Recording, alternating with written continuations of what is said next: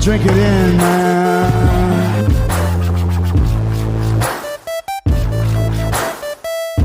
Touchdown, Detroit Lions! Cornbread! Cornbread! Cornbread! Drink it in, man.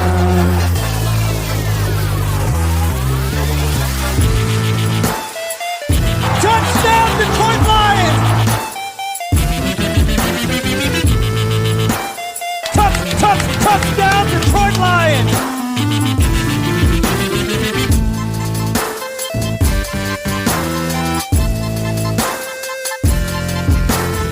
Cornbread!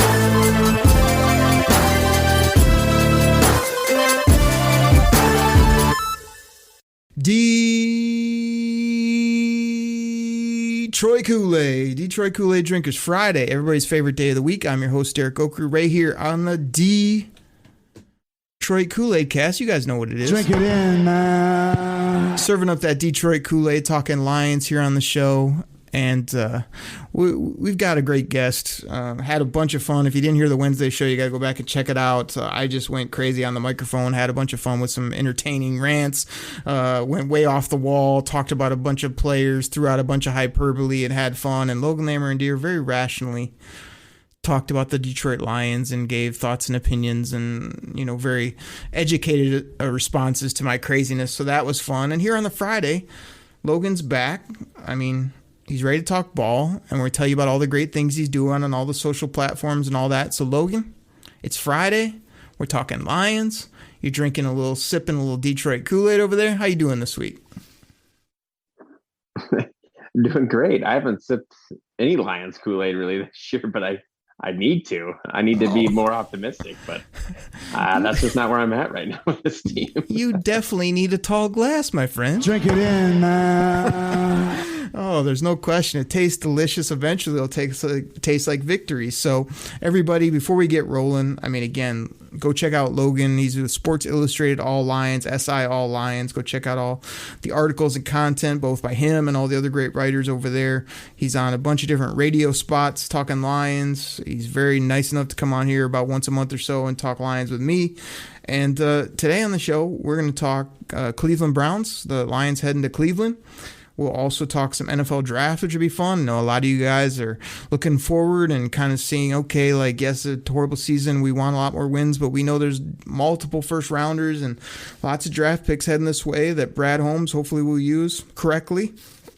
And we will get this team rolling. So, Logan, you ready to just get into this today? Always ready.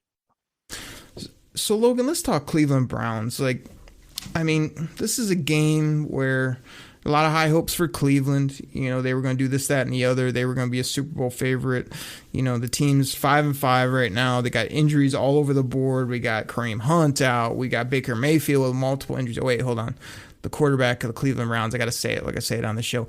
Baker Mayfield. I mean, this guy's hurt everywhere. He's got multiple things going on. They just let go of Odell Beckham. They've got Jarvis has been hurt. Nick Chubb's been out with both injuries and COVID, I believe.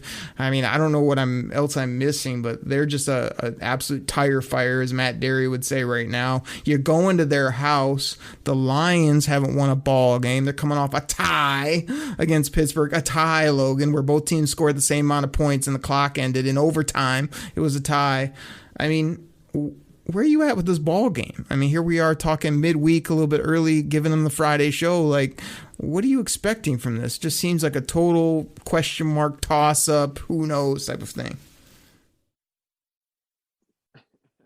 Yeah, I don't ever really know how the Lions are going to come out, because some games it's really close, and it's typically against those teams you don't think they should all be that close with. And then the games you think they have a chance is when they totally just don't show up. So you never really know what you're going to get with this Lions team.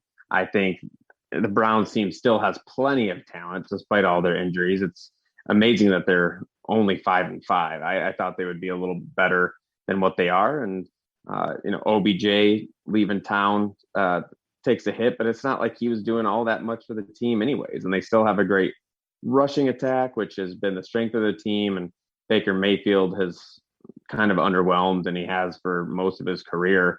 So it's just there's still plenty of talent on the Browns roster. I'm kind of jealous of all the young talent and talent they have everywhere.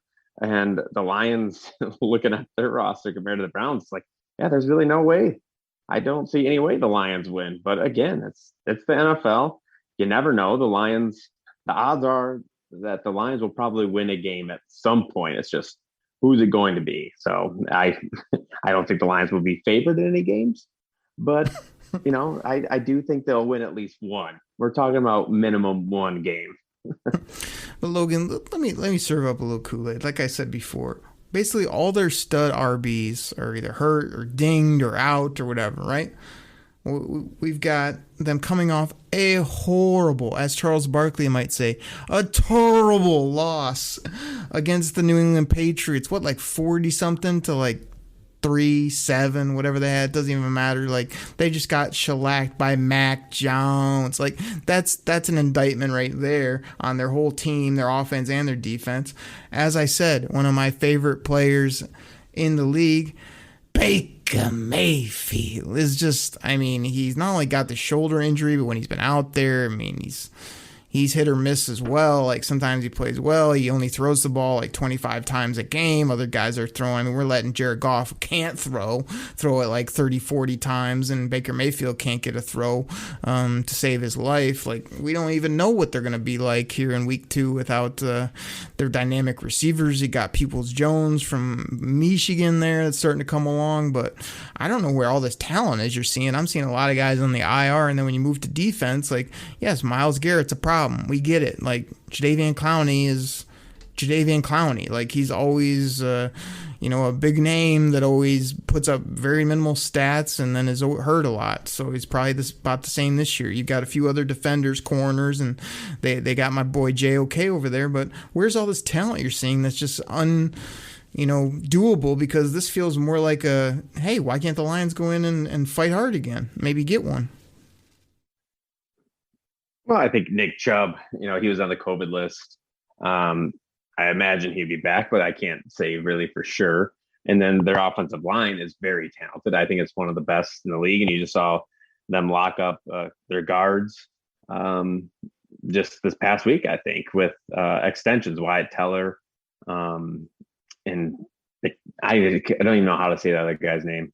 I can't remember off the top of my head right now. Joel Bitonio.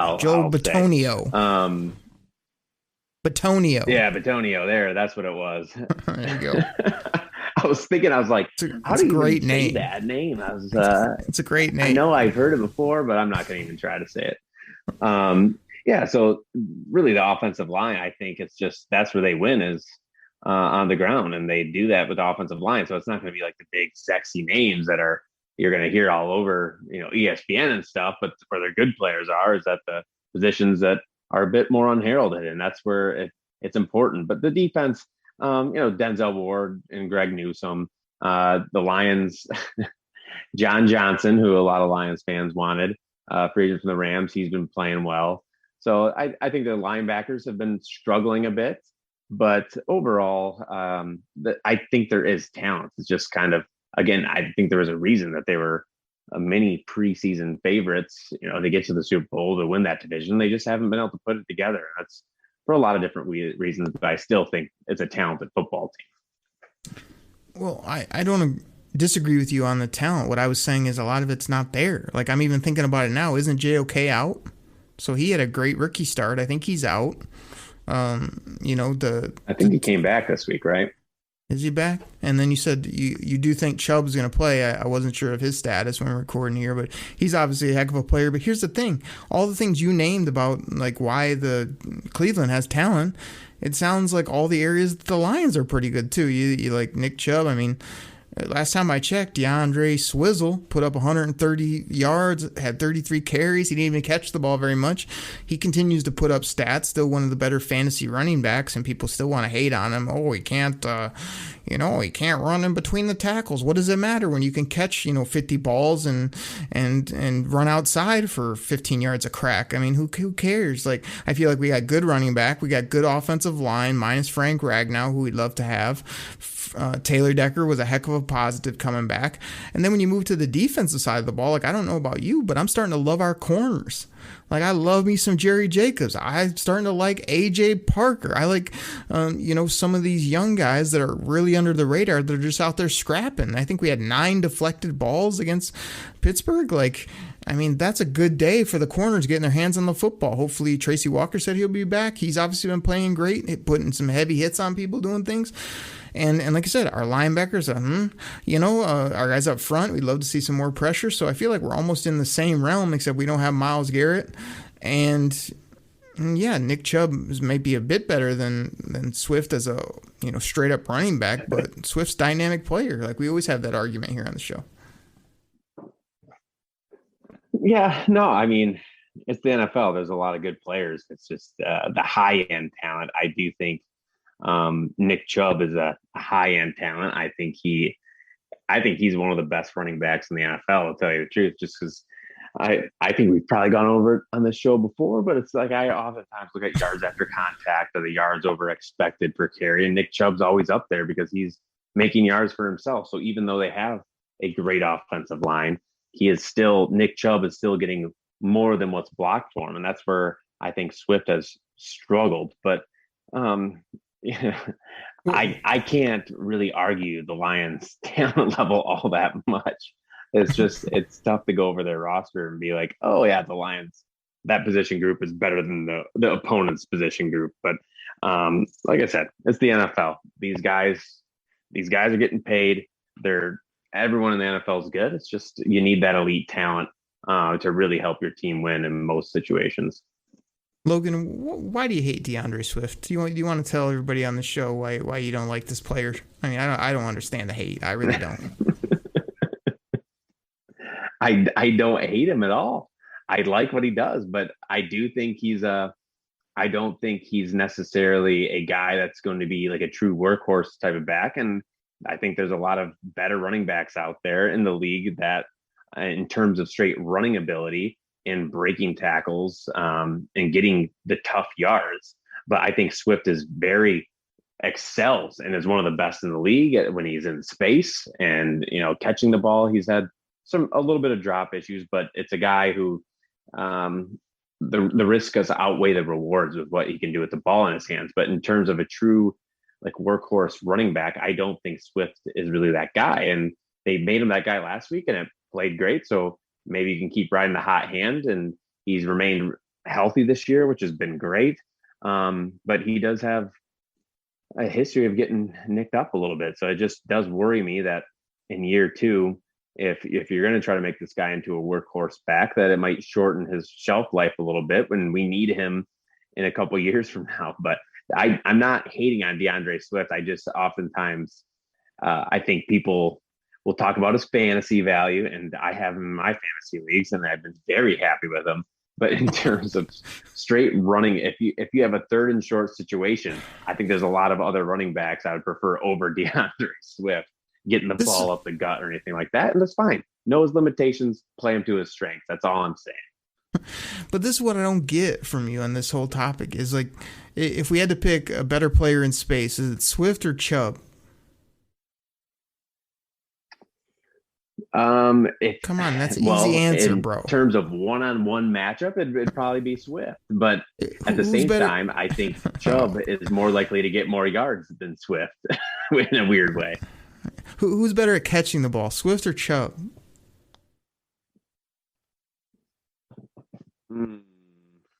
Come on, these are easy answers. I'll go Swift. Okay, so what I'm trying to show you, and you're hemming and hawing over there trying to go 50-50 like you do. Swift is better in space and better catching of the ball, and Chubb's a better straight downhill in between the tackles runner. What's the point? Like, I think you want a guy to be incredible at everything, and you just need to accentuate the guy's positives and don't worry that, okay, he has a horrible yards per carry. Big deal every time I look at Swift, every time he's been out there. Go look at his game logs. I bet you we've played 9 now. I mean, I bet you 6 or 7 of those have been really quality games by him. A couple games, not so much. Like, I don't know. I just don't see it. Like, I don't know why everyone hates on these little things where, like, the guy's he's the best player on the Detroit Lions. I put it on Twitter. It's there's no question about it. He's definitely up there. He's definitely up there with one of their best players. But again, that's not probably saying all that much considering their talent level. But come on, give him some credit. You have to work to get DeAndre Swift in space. You have to make sure he gets in space because that's what he does best, and that's fine. And that most of the players are system players in the NFL, anyways. I've always said that, where it's like you can put a certain player on a different team and ask him to do different things, and he's not going to look nearly as good as he is on another team that uses him properly. So you just have to understand what Swift is. But there's times when Swift isn't going to be in open space and you need him to get yards and he might not do it, which is fine. I understand his limitations. It's okay. But I'm not trying to hate on DeAndre Swift. But it's just, I think fans need to be more aware of his limitations when it comes to running up the gut or being a true bell cow. But you can kind of laugh in my face because my theory goes right out the window if you look at last week. Exactly. And I never am sitting there at the TV like, hey, run DeAndre Swift right up the middle. No, I mean, I know what he can do. Just like I don't ever draft Nick Chubb, even though he's a great player, because I don't feel like he can catch it. I don't think he's as shifty and dynamic. He just puts up yards because they hand it to him 20 sometimes a game, and he just breaks off a couple big plays every game. And the Lions are definitely going to have to avoid that. So let's just put it like this. I see this game as like a much more of a Cleveland, just got trounced, so they're going to be looking to get after the Lions. The Lions have been scrapping, there's no question, but again, there might be bad weather in Cleveland, or it might be a little bit, but if it's nice, and I think I did look at the forecast, to be honest, now that I think about it, it's supposed to be like 45 and sunny or partly sunny, so I don't want to hear any weather excuses, and Jared Goff needs to figure out how to throw a ball, get himself together, and like, I would love this to be another good quality played game. I don't see it necessarily as a win for the Lions. I'd love that win to come on Turkey Day against Chicago and put Justin Fields in the ground with our defense. But I think this could be more of a game than you seem to be making it out to be, but I don't necessarily see it as the first one the Lions get, just based on the up-down theory with the Browns. And if Baker Mayfield's back there and they have some of these other playmakers we've been talking about, like, it'll probably be a little bit too much for them. That's my opinion. So what's your thoughts on the game? And then throw out a prediction, a score for me. Ooh, so I think it'll still be close. The Lions have found ways to make most of their games close, and it's the NFL. But just the defense, I think the Lions have been playing a little bit better, and I think it's going to be probably one of those games where there's a lot of rushing, so that will slow down the game. So I'm going to say the Browns 27, the Detroit Lions 17. Hey, you're a smart man, because as I was thinking about it, I was at 24-17. Just 24-14. I'm going to go a 10-point loss because Jared Goff can't throw until he shows me he can throw and actually complete balls and do things. We talked about that on the Wednesday show. I don't know how they're going to put up points regardless of how good Swift is and some of these other ball players. And TJ Hawkinson, please show up. Please make a catch. Please maybe make multiple catches. Please maybe find the end zone. That'd be tremendous. Please maybe catch a seam pass that's over, 6 yards down the field. That'd be great as well. So I hope it's a fun one to watch. I would love the Lions to pull it out. Cleveland's obviously hurting, and I don't know. We'll see what happens. So, good argument. We got on the Swift tangent, but that's always fun when you're on the show because you hate the guy and I love the guy. So it's always a good debate. How about we take a sponsor break and come back and talk some NFL draft? You ready to get into that? Yeah, draft season. Draft season already, everybody. We know you want to hear it. We'll talk about some general topics and get into NFL drafts right after the break. This episode is brought to you by Michelob Ultra. Every time you kick back with Michelob Ultra, you score big. So why not reward yourself with a nice cold Ultra?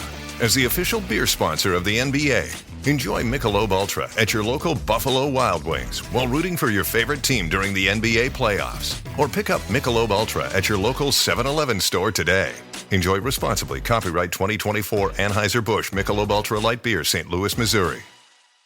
Detroit Koolaid drinkers, I am fired up. I am excited to tell you about one of our new great sponsors. Now, by now, most of you have probably heard of Reality Sports Online, the powerful fantasy sports platform where owners get to build and manage their fantasy team like a real NFL general manager. But the question is, have you tried it? I mean, it's time to go see what the buzz in the Dynasty fantasy community is all about. Free agency, multi-year contracts, rookie drafts, multi-team trades, franchise tags, contract extensions, first-round rookie options, and so much more. Think it sounds complicated? It's not. The best thing about Reality Sports Online Fantasy Front Office is that it doesn't take any more time than a standard league. It just requires more strategy. Do you think you're among the fantasy elite? Well, this is the platform to test your mettle. Still not sure? You can test your general manager skills for free in a mock free agency auction. So here's what I need all you guys to do. Head over to Reality Sports Online. You'll hear me talk about it on the show and call it RSO. Head over to Reality Sports Online and check them out right now. Hi, I'm going to whisper some things to you now about Crunch chocolate bars, because apparently this whispering thing is a thing that makes you feel things. It's saying something crunchy is coming in the candy wrapper language. Imagine your tongue hiking up those crispy, rocky ridges. Now, drum roll, please. Wow, that's good. Crunchy, munchy chocolate doesn't whisper. Turn up the fun with Crunch. What's going on, Detroit Koolaid drinkers? Hold on, let me pour you out a little glass here for the second part of the show. We're talking NFL draft here with Logan Lammer and Deer of Sports Illustrated, all Lions. Drink it in, man. Logan, I mean, we just love when we hear this sound. That means the pick is in. Now, we're so far away from the draft, it's hard to talk about all the specifics, as we will do later. Eat it up. But here's how I want to tee it up for you. Like, the Lions have a lot of picks. They have a lot of high picks. They have Brad Holmes, who's a guy who's made his living on the NFL draft. So I just want to ask you kind of, let's say you want to be real aggressive and you're trying to fill a lot of holes, as well as take this team from everyone's dumping on it this year to, like, all of a sudden next year they're much more balanced on both sides of the ball. They got some dynamic players and they're ready to kind of flip the script like we see a lot of NFL teams do. Like, hey, maybe they win a couple games this year and the next year, before you know it, before their midseason, they got, 5-6 wins in the back pocket. That's kind of turnaround we'd all love to see. So with that being said, like, to me, the O-line is set. Running backs are set. Tight end 1, even though I bagged on him here on a couple shows and he's put up a double goose and a lot of bad games this year, tight end 1 is set. Interior defensive line, Big Denham, Levi Onwuzurike, as well as Aleem McNeil is set. Like, if those positions are set to some degree, and of course we got some players in some other spots, but I'm saying, like, in your mind, if you're going into a draft, you could sort of put those on the back burner and say, like, we're pretty good there. If there's a player that sticks out, we'll go take him. Like, how could you get aggressive and really, like, turn this draft where you make the offense dynamic as well as give us another defensive player or two that are just scary. Can you make that happen? Yeah, it's all about picking the right guys, though. That's the key of the draft every year. You see certain teams that take the next step really quickly is because they have a rookie draft class that can come in and contribute right away. And the Lions have plenty of picks this year to do so. A few high picks for sure. And who knows if the Lions would even want to trade down or even to think about that. There's always good players at pretty much every spot that you're taking in the first few rounds. It's just actually taking the right player. And that's, I've never, although I've been a little bit more on the tank team this year where it's like, let's just get that first overall pick because it's a full rebuild. I've always struggled with, we need to lose one more game this year so we get a better draft pick or something like in years past where there's always good players. You just have to pick them. So that's where Brad Holmes, that's where he's going to really have to show up. I think last year, I think he did well, but there's still a long ways to go with these rookies and especially the interior defensive guys where they need to start stepping up. And Penei Sewell's had his up and down, but you can see the talents there. That's all I really care about for the next draft is really taking the same approach the Lions took the last draft. And that's drafting the best player available.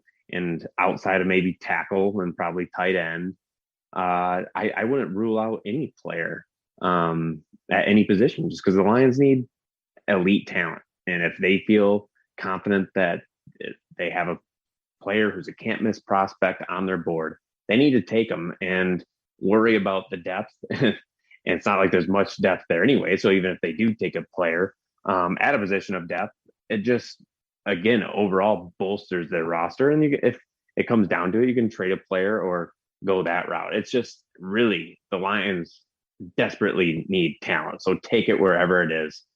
Trade down if you can, add a few picks, and just get more shots at your lottery ticket. Because at the end of the day, that's kind of what the draft is. You think you like a prospect, but you never really know what they're going to turn into at the NFL level. So let me ask you this, Logan. I like to put you on the spot here when we're doing these types of talks. With the first overall pick, the Detroit Lions select. You taking Thibodeau? You making the pick? You trading? Pick. What are you doing right now? I would be taking Thibodeau. And obviously I don't know what trade offers would be there, but I would be listening to a lot of trade offers. I really like Thibodeau and I think he is a game changer, but I think there's a couple, Aiden Hutchinson is another player I like. It'll be really interesting to just kind of see, after the combine, there's so much draft stuff to still sort out. But at this point, I would love to move down a few picks and still get a great player. And just the value it costs to move up just a few picks at that high in the draft, you usually get a lot of return. And again, that's what the Lions need to do is keep stacking draft picks. And I think Thibodeau, and I haven't really determined yet if I think he's truly, like on that Myles Garrett type of level. I think he is, but there's still some sorting out to do there. But I do like Thibodeau the best as of now for if the Lions were going to stay pat at number one. All right, let me follow up, piggyback if I can. Let's say the Philadelphia Eagles are willing to give you what, right as we're talking now, would be pick 5, pick 10, and pick 15 for number 1. Would you take that? Without a doubt. If they offered all those picks to move up to 1, I would do that in a heartbeat. I would probably even if they offered 5 and 15 or something like that, I'd do it. You wouldn't even have to give me all 3 and I'd gladly move back a few picks just to get an extra first round pick. I agree with you there. Now let me ask you this too. I've seen a lot of Twitter chat about, people like everyone's penciling in Thibodeau as the guy, but I've seen a lot of stuff recently, people hating like the Lions don't need an edge. We've got Romeo and we've got this and we've got that and we've got these outside linebackers, and I just don't see it like this guy's, as you said, the best talent in the draft. He looks like just a grown man. He's the best talent. He's wrecking shop in college. You know, to me, it's like you can never have enough pass rushers. So have you heard some of this where people are like, they act like they want to pass on him, or, you know, I'm with you on the trade down, but the minute you trade down, you don't get that player. You know, you don't get both. So that's the only hesitant, is if you think this guy could really be that good, or he's really that much better than, you know, the next couple guys on the board. Like, sometimes you do just have to take him and know that, man, this guy's going to be good for our football team for a while, and he's at a premier spot, which is getting after the quarterback. So that's my only reservation about it. Like, have you seen this where people just think that we get by with like Charles Harris and Okwara's brother and a couple other people? Like, I just don't see that. I still don't see us getting after the QB. Yeah, I don't see that at all, really. I think Thibodeau, you said it, you can never have enough pass rushers. That's the name of the game in the NFL. It's a passing league, and the quickest way to stop the pass is having a pass rush. Yeah. And so if you want to rely on the Charles Harrises of the world, like that's not going to instill too much confidence in me in the pass rush. You need guys that can take over games. And I think, again, at this point, I think Thibodeau can be that guy. And that's the type of player I'd want. But yeah, the edge rushers, I think Trey Flowers, maybe there's a conversation for another day, but I don't think he's going to be sticking around in Detroit all that long. Just due to the scheme fit, the price he's being paid compared to the production, his injury history. Romeo Okwara with his Achilles injury now, and he was having a solid, very good season.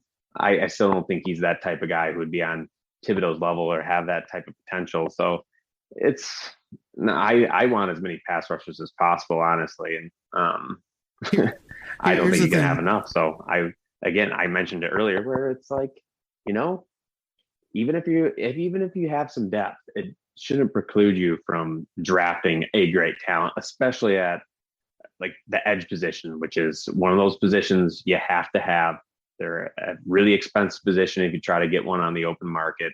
It's just one of your cornerstone pieces. I don't think the Lions could pass it up unless they got some great trade down offer.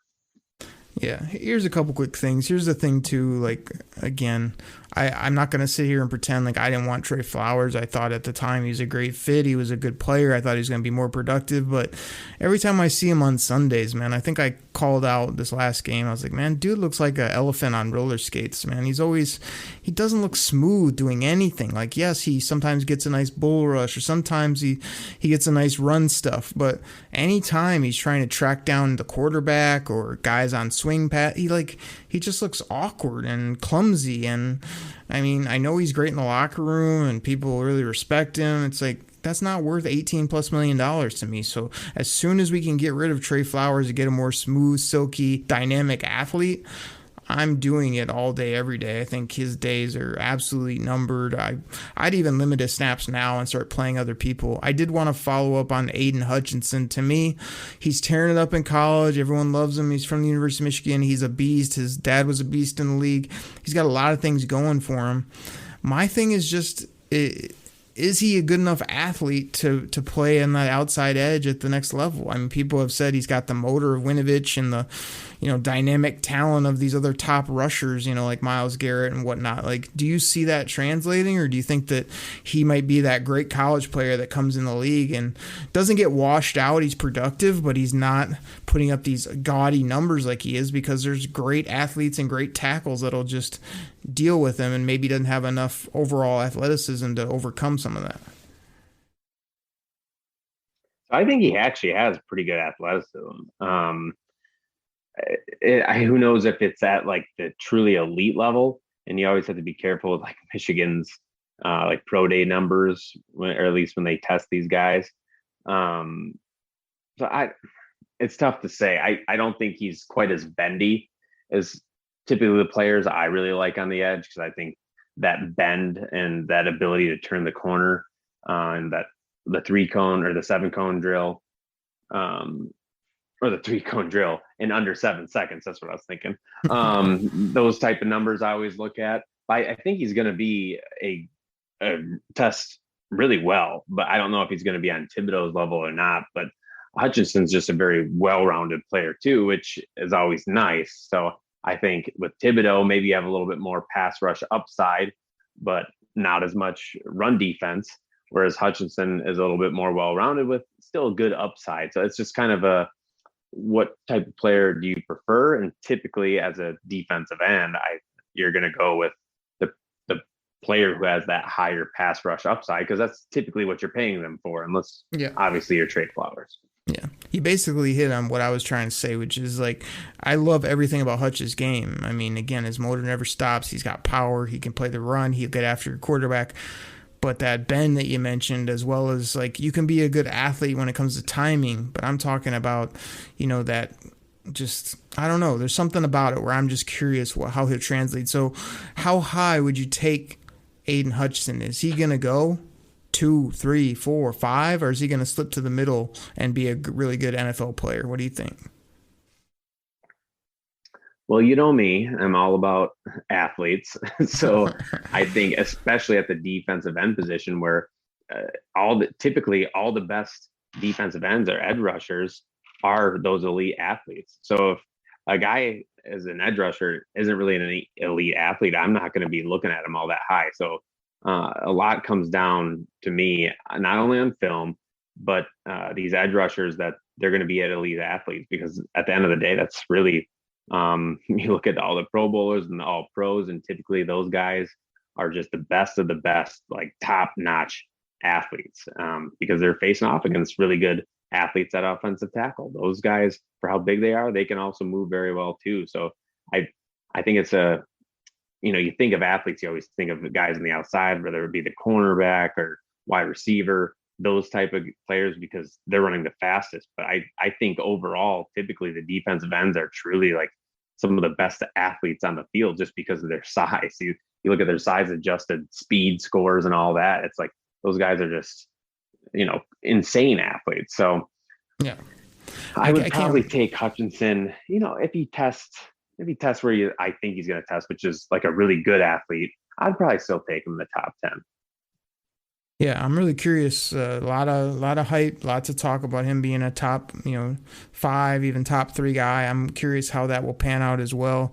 I obviously love the player, and I think the Lions, could do a lot of good with those type of guys that we talked about there. Now, real quick, I got a couple more for you, but I got a little breaking news. We got the one and only Tori Petrie here on Twitter announced that she's going to be doing work for ESPN Plus, working some college games. So congratulations there. Tori's obviously the best and moved on from the Lions, but there's a little, side item of the Lions there. It just broke as we're chatting. And getting back to the draft, man, I want to ask you about, we kind of said like fixing them quick. Like when I look at it, when I was putting out my priorities, you can find me on Twitter at Derek Okrie. That's spelled DEREK OKRIE. I was like, I had defensive end at the top of my list, but that wasn't because we didn't have anybody. It was more like I still viewed defensive end as outside backer or an edge rusher that, like you just said, goes and gets the quarterback, and then everything else he does is a bonus. But I want to be a smooth athlete, a bendy player, a guy that just is unblockable. You have to worry about him every Sunday. So that's why that was at the top of my list.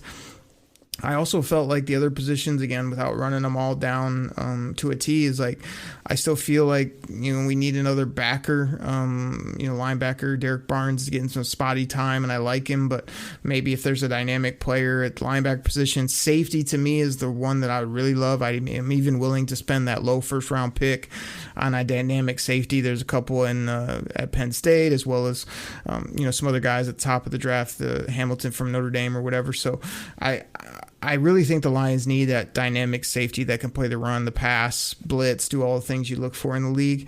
Wide receiver is the one everyone has circled, but I just want to tell everybody in Detroit and all Lions fans, like, just calm down a little bit about receiver. Like, I feel like we got happy because we had 81 here and because we drafted a million receivers, so they're so caught up in like having to have this 2, 3, 4 type receiver core when it's like we can get them as we go. I know we need them and we need a player now, but I think they're just slap happy on receivers because that's what Detroit's drafted. And that's why we haven't won a lot of football games, because you had a couple of receivers. You didn't have anything else. And I still think, depending on how like Jerry Jacobs and Iffy and AO come along, like I'm always looking for another corner, another top flight corner, because as you said, passing league, go ahead and get me another guy that can really lock up. And I think that would help this team a lot, is to be able to cover the pass a lot better, get more turnovers, things like that. So that's kind of like my list of, man, if you could plug those few holes with some really dynamic players in the first 3 to 4 rounds, I think that would really help the team the most moving forward. For sure. And yeah, safety I think would be huge to have actually like a true playmaker, because the Lions are lacking playmakers. And I think safety is just one of those spots where if you have a safety who can be all over the field, it just changes your whole defense. So that would be real nice. Yeah, wide receiver obviously is a big hole. But again, there's so many wide receivers that come into the draft every year. You can get those guys in the mid rounds, and you see plenty of mid round players that have very productive careers. And even free agency, it's like every year in free agency, if you want to pay for a receiver, you can usually get one. But I just don't think, if you have a good quarterback and you have an offensive line that can block for a running back, you don't need any elite type of receiver. You just need, maybe some rookie contract receivers, and maybe they are elite, or you spend a high draft pick on them, and that's fine, but at least they're cheap for 5 years. We've talked about this before. I just never have been big on paying top dollar for big name receivers, because they make flashy plays, but at the end of the day, you look at a lot of the past Super Bowl winners, dating back 12 years ago, there's plenty of teams that are filled in through there that haven't had some great receiving core. They've been solid, but at the same time, the Bucs obviously last year, very talented. Kansas City, Tyreek Hill, but again, he was on a rookie contract when they won their Super Bowl. So it's not like they were paying him all that much. I just think it's tough for me to really pay a wide receiver and just take stabs at the deep receiver classes in the mid rounds. And a lot of times you can get production. So, any other, all the positions, linebacker. Yeah, I'll take another linebacker. Corner, I'd take another corner. You can go down the line. I'm not writing off really any position.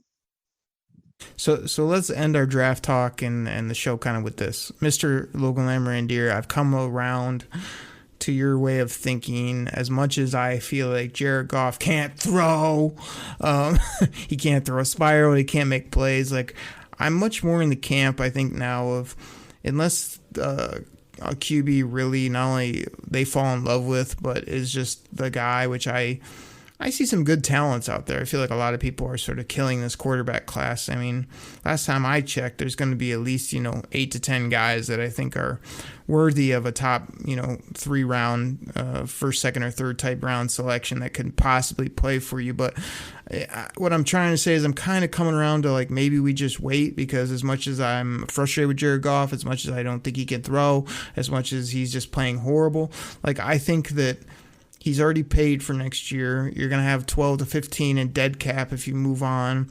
There's probably not a QB at the top of the draft you just have to have. Even if there's one down the line, you could probably take other positions that are well worth that draft pick that you could grow and develop. And then, as you say, plug in the quarterback later. So I think Brad Holmes and company are going to have to do a real nice job of sort of looking at the landscape and saying, like, even if there's a top receiver at the end of the first round, like, maybe we can go the free agent route instead and get that safety at the bottom of the first round that'll be a more impactful piece right now, as well as a better long-term investment than getting a fringe type receiver and things like that. And I don't know what that mix is right now, but I do think that that's going to be the telling sign if they can flip the script. It's going to have to be a really nice marriage of free agency, them cutting a few guys, and then merging that in with the draft to say, like, look at what we got now. Because a much better team from top to bottom, as well as a couple more offensive weapons, I do think that Goff could go from really horrible and can't throw to looking quite a bit better next year, which is still going to be another foundation building, developing rebuilding type year for the team overall. And that's kind of how I'd approach it. Roll him out there, assume he'll be better with better team, better players, fill in those really necessary holes, and then that third year kind of go with that top 5, top 10 selection that you'll probably have and just go say, this is the quarterback year. Exactly. And I've come around. Maybe if there was a can't miss quarterback at the top of this draft, sure, go for it. But I don't think they should be reaching for a quarterback just to get a new quarterback. They still need to add talent, because if they get an average quarterback, it's not going to be doing them much good. They need to, even if they draft an average quarterback a couple years from now, at least if there's talent around them, that average quarterback will look a lot better than it is, and you can at least rack up some wins. But it's, yeah, I haven't really fallen in love with any quarterback I've seen in this draft. And, you never really know. Maybe even the year after that, I think the Lions will still have a pretty high pick, and they'll have a second first round pick for if they really needed to move up. They have draft capital to do so if they have to have a certain quarterback and they're picking a little bit further down. But I have a strong feeling that the Lions will still be picking pretty high, even in 2023 when the draft rolls around. Yeah, I can't wait for it, man. Like I said, as much of a struggle as this year has been, I really think the next two are going to be very exciting come draft time, come free agency, as this team starts to really take shape.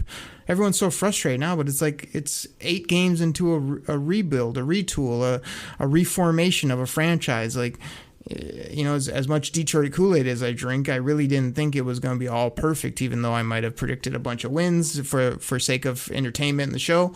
It's like we kind of knew what it was going to be, and it's like, I'm fine with it. I feel like it's actually going really well. Like right now we have the number 1 pick. We've found some low end guys that are undrafted that might stick. We're weeding out some guys that have to go, kind of leading off their contracts. So I feel like it's kind of going well. So Logan, I knew when we started talking draft, man, we could talk for another couple hours, but we got to get up out of here. So you want to remind anybody about your Twitter feed, your stats you're putting out? I mean, you always got good stuff going on.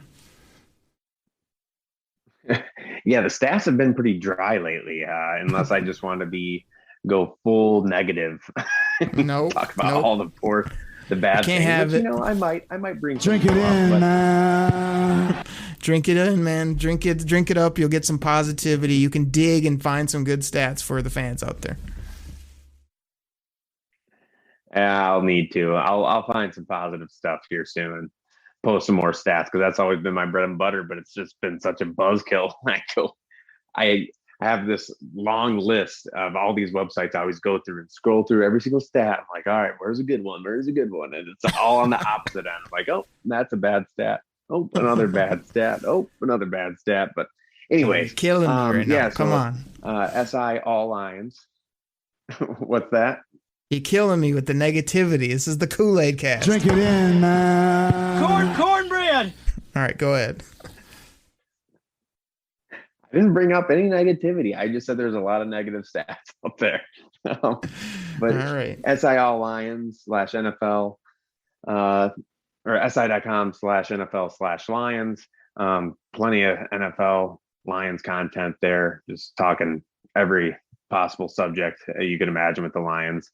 At LM Randier on Twitter, Logan_Lam Randier on Instagram for those stats, pretty much just stats there. And then Detroit Lions Lowdown on Facebook. You can find everything there as well. So that's pretty much all of it. Well, there you go, everybody. Just absolute pleasure having Logan on both the Wednesday show where he let me get all crazy and rant and rave and yell into the microphone, and then here on a Friday talk NFL draft, Cleveland Browns versus the Detroit Lions. I mean, it could happen, everybody. This could be the week, and then we got Turkey Day right behind that. So, Logan, I'll let you get back to the fam, work, all the other million things you're up to, but thank you so much, man, for making time for the show and talking ball with me. Of course, I always look forward to it. No doubt. So everybody, drink that Detroit Kool-Aid. Drink it in, man. And we'll catch you next week right here on the Detroit Koolaid Cast. Take care, everybody. We're out. Pack the bag. Start the plane. This game is over. It is over. What a comeback by the Lions. Drink it in, man.